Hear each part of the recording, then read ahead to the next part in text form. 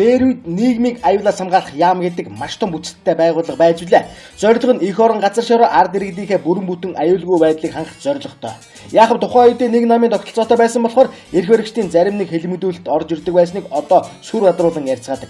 Гэхдээ тэр үеийн эрх баригчид өөрсдийнхөө нэр төрийг хамгаалах зорилгоор нийгмийг аюулаас хамгаалах яам зарим нэг үүргийг өгдөг байсан хэдий ч эх орон газар шороо тусгаар тогтнолынхоо эсрэг ямар ч муу муухай юм хийгээгүй, хийх тухай боддогчгүй байсныг одоогийн Монгол улсын хэл хязгаар тусгаар тогтнол 1990 онд арчлагчдад хүлээлгэж өгсөн улс орон бүтээн байгуулалт хүн амын эрүүл мэнд боловсрол соёлын цар хэмжээ бүрэн дүүрэн гэрчилж байгаа юм.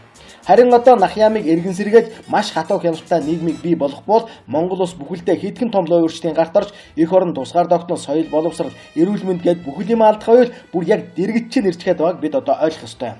Нах ям бол ард түмнээ тагнаж чагнадаг хүн хэлмэгдүүлдэг маш муу муухай байгууллага хэмээн арчлагчид татан буулгаж тарааж аваа санаа намарсан. Ийхүү хинхүнд хянагдаж захирагдахгүй дураараа дүрх боломжтой бол завгцаа улс орныг мань юу болгож орхиныг бид өнөөдөр нүдэрээ харж хотоодороо мэдэрч байна.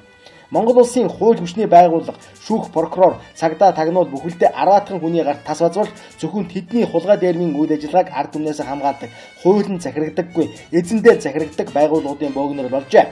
Ингийн тулд тэд нах ямыг газар дагуур орчлон муулж, ингийн тулд нах ямыг оронгоор нь усгасан болж таарлаа. Бодоод үзтээ Монгол улсын хууль шүүхийн байгууллага ердөө 10-аад хүний хэмжээ хязгааргүй шунал ачааллын төлөө системээр хөдөлдөг болсон байна. Саад болсон хүнийг нь цагдаа тагнуул авилгатай тэмцэх газар нь эрүү үүсгэж, прокурор нь түүнийг баталгаажуулж, шудраг шүүх нь бүх шатантаа ял оноож Монгол улсын хуулийг хогийн саванд хийж байгааг бид телевизээр олон удаа харсан.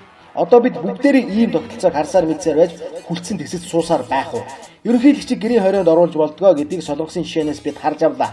Бүх хуулиа хөлд ороо гიშгсэн мафийн төлөөлөгч гэдгийг нь алтан хуйг нямд орж нар баталсаар байгаа элбэг доржийг огцруулах цаг нь болсон шүү.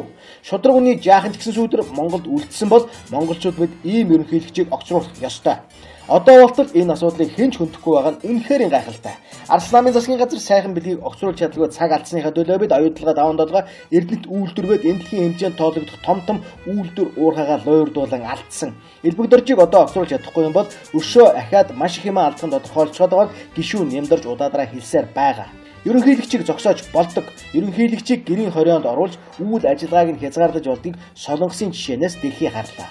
Бид харин яах гэж элбэг доржийн толгойг илсээр байгаа юм.